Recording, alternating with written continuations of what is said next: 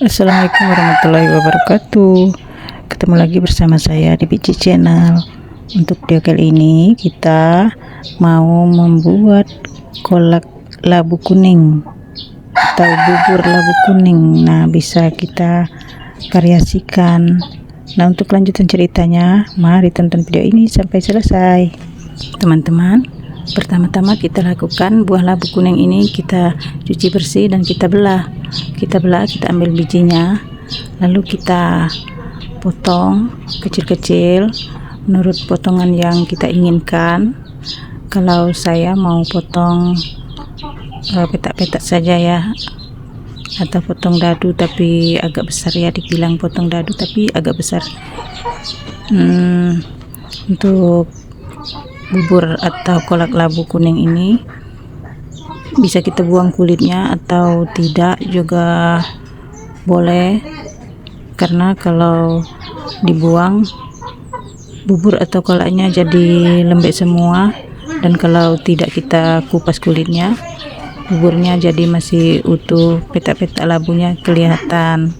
Nah, kalau saya pilih tidak usah dibuang, kita bersihkan bijinya lalu kita cuci dengan bersih lagi. Nah teman-teman, sekarang kita buang satu persatu biji dari labu kuning ini. Kemudian sudah kita cuci bersih, kita angkat ke dalam mangkok yang bersih, lalu kita siapkan bumbu-bumbunya untuk masak kolaknya. Ini karena labunya satu tapi besar, jadi lambat kita membuang bijinya satu persatu. Teman-teman, mungkin teman-teman ada yang belum tahu kalau labu kuning ini ditanam di mana. Labu kuning ini sering ditanam di pinggiran kebun ya, agar tidak mengganggu tanaman lain. Cukup di pinggir kebun saja, terus kita angkat daun-daunnya ke tepi kebun seperti pinggir pagaran kebun agar bisa menjalar ke kandang kebunnya, atau juga bisa kita tanam di pinggir kebun dan tidak menjalar ke atas kandang, bisa juga di bawah. Jadi biar tidak mengganggu tanaman lain karena dia menjalar dan lebih panjang akar-akar batangnya, kita cukup tanam di pinggir kebun. Dan kalau juga misalkan kita suka menanam buah labu ini di sawah, terus kita tanam di dekat pondok, terus kita angkat batangnya ke atas pondok. Nah, pondok sawah kan suka kecil ya, jadi kita angkat, kita jalarkan di atas pondok, jadi tidak mengganggu lalu lintas kita ke dalam pondok.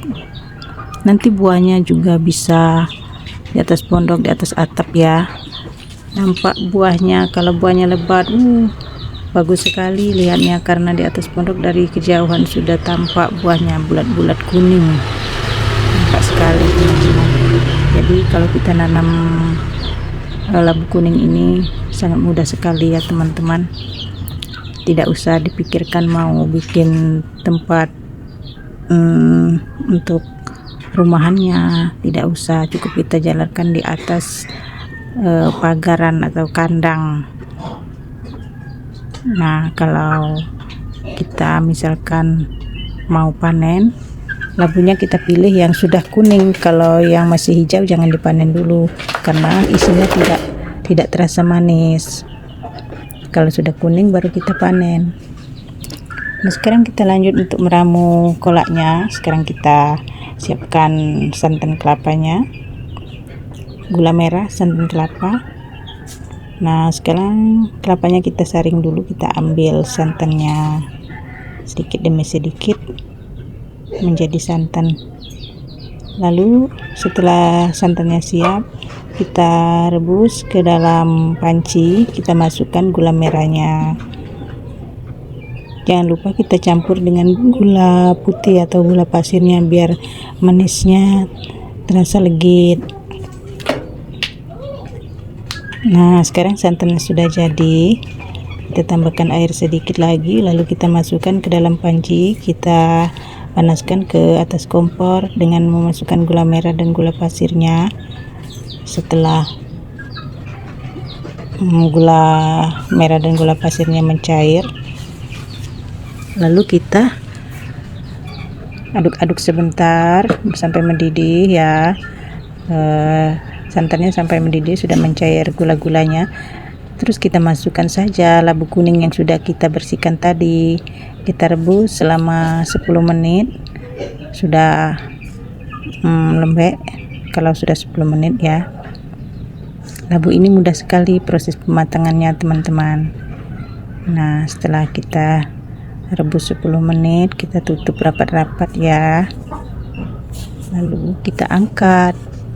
Mudah sekali proses memasaknya teman-teman. Cukup bumbunya, perlu diingat cuma 3 buah ya. 3 bumbu pokoknya, yaitu gula merah dan gula putih atau gula pasir ditambah air santan. Kita cemplungkan saja labu kuningnya. Nah, setelah kita tunggu 10 menit, sudah matang, sudah siap untuk dihidangkan. Nah, sekarang kita boleh mencobanya. Sudah matang teman-teman.